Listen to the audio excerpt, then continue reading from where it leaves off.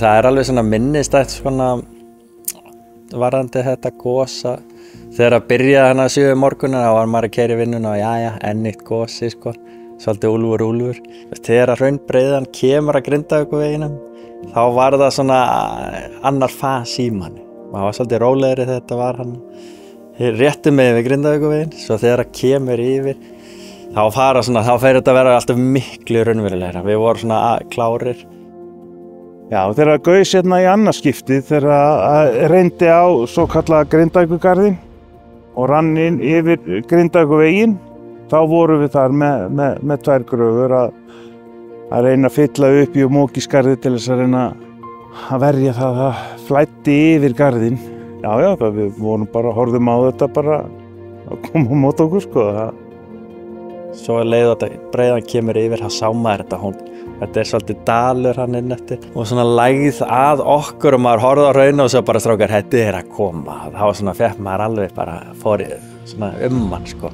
Strákanir voru hann bara í skurðinum að berjast og maður var ofta bara á útkikkinu, bara taka stöðuna, hversu langt þetta komið, ok, hvað hefur mikið tíma, hvað áttum mikið eftir, þannig að þetta var svona mikil taugatrekkingur, sko.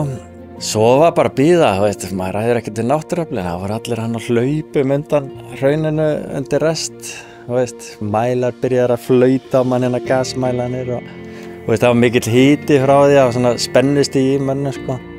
Ég myndi segja náttúrulega í Grindavík hafa verið áskorun að vinna í kringum þessar sprungur og í sprungurum og höfum fengið mikla hjálp þar frá bara sérsveitinni sem dæmi.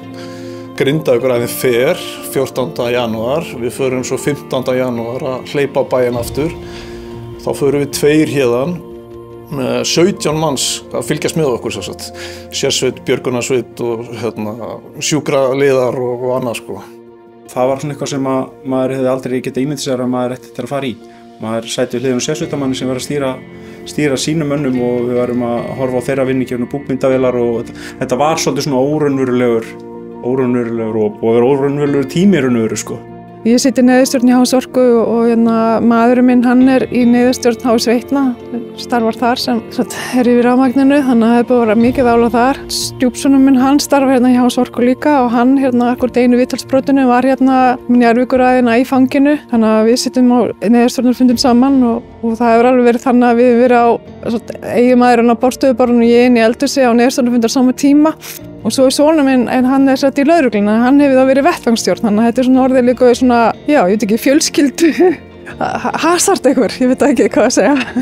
En nú ert þú ekki eingöngu starfsmaður HS Veitna, heldur ertu búsett hérna á svæðinu og hefur fundið á eigin skinni hvernig það að vera heitavatnslaus í húsi, hvernig upplifun það? Já, þá sjaldan að ég kom heim sem var yfirleitt bara rétt yfir blánóttina, þá var tilfinningin svolítið svona, mér leiði eins og þegar ég var að klæða mig úr og kom mér undir sæng eins og ég var í fellihýsinu, það var ískalt, bý í frekar stóru húsi og mátti náttúrulega bara nota einhvern einn hitablásara eins og allir hinnir. Magnað að hafa upplifað þetta en já, bara gleðst yfir hitaveitunni, miklu meira núna heldur en áður.